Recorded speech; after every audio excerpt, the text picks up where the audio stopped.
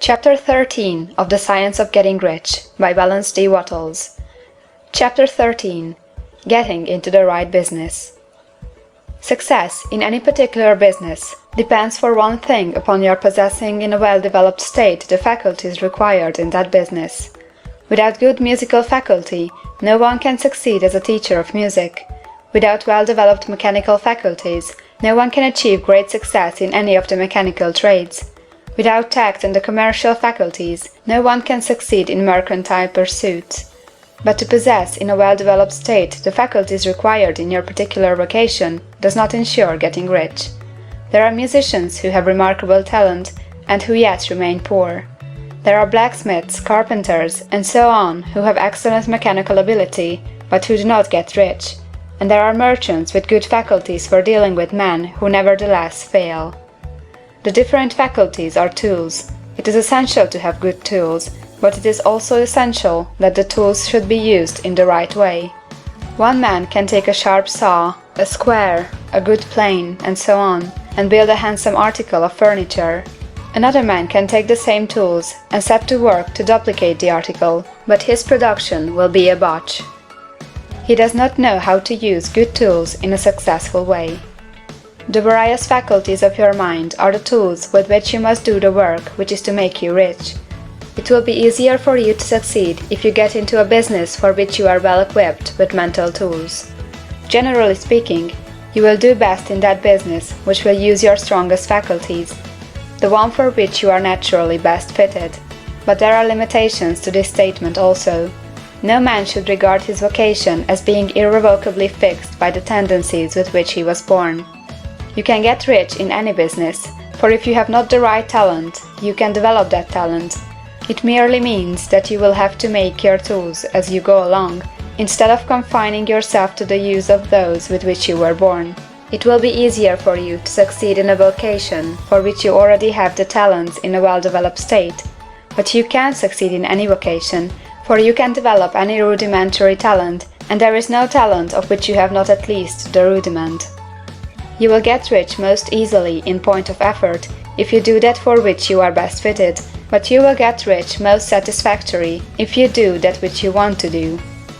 Doing what you want to do is life, and there is no real satisfaction in living if we are compelled to be forever doing something which we do not like to do, and can never do what we want to do.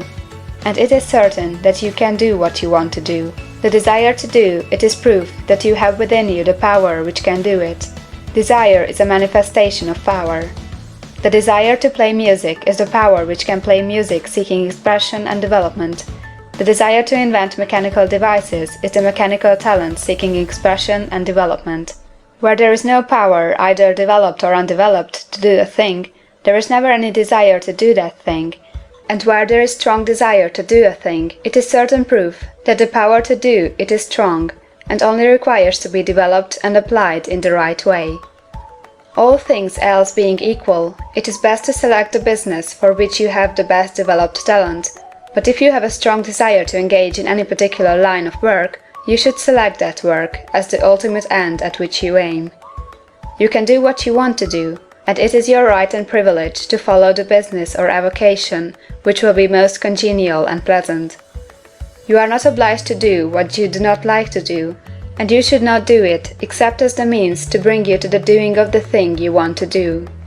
If there are past mistakes whose consequences have placed you in an undesirable business or environment, you may be obliged for some time to do what you do not like to do, but you can make the doing of it pleasant by knowing that it is making it possible for you to come to the doing of what you want to do. If you feel that you are not in the right vocation, do not act too hastily in trying to get into another one. The best way generally to change business or environment is by growth. Do not be afraid to make a sudden and radical change if the opportunity is presented, and you feel after careful consideration that it is the right opportunity. But never take sudden or radical action when you are in doubt as to the wisdom of doing so. There is never any hurry on the creative plane, and there is no lack of opportunity. When you get out of the competitive mind, you will understand that you never need to act hastily. No one else is going to beat you to the thing you want to do. There is enough for all. If one space is taken, another and a better one will be opened for you a little farther on. There is plenty of time. When you are in doubt, wait. Fall back on the contemplation of your vision, and increase your faith and purpose, and by all means, in times of doubt and indecision, cultivate gratitude. A day or two spent in contemplating the vision of what you want, and in earnest thanksgiving that you are getting it, will bring your mind into such close relationship with the Supreme that you will make no mistake when you do act. There is a mind which knows all there is to know, and you can come into close unity with this mind by faith and the purpose to advance in life if you have deep gratitude.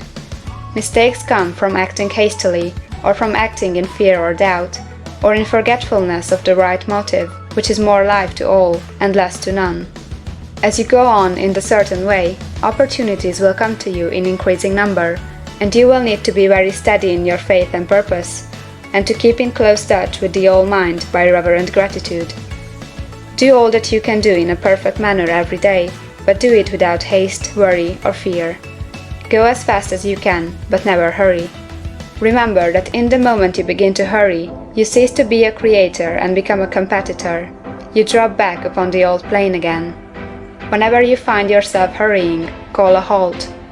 Fix your attention on the mental image of the thing you want, and begin to give thanks that you are getting it. The exercise of gratitude will never fail to strengthen your faith and renew your purpose. End of chapter 13.